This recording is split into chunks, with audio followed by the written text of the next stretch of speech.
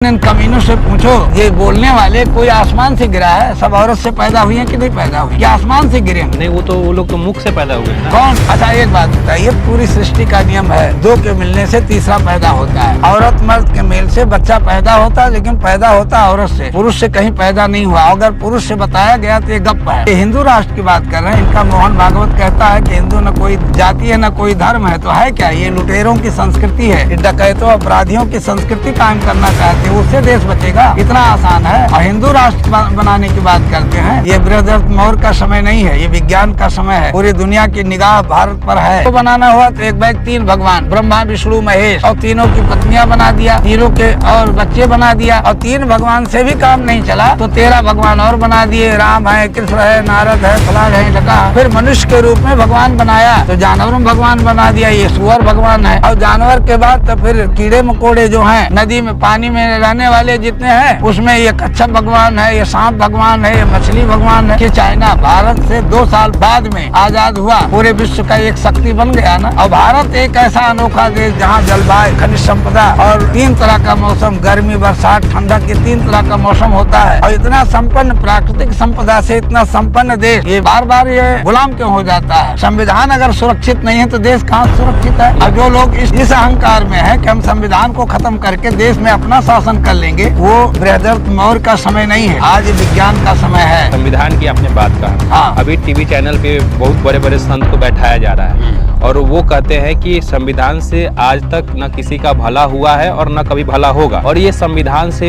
देश कभी भी हिंदू राष्ट्र भी नहीं बनेगा। और वो एग्जाम्पल देते हैं कि बाबा साहब ने खुद इस बात को कहा था कि इस संविधान से समाज का भला नहीं होने वाला है। अगर मुझे अवसर मिले तो मैं इस संविधान को जलाने वाला पहला व्यक्ति हूँगा।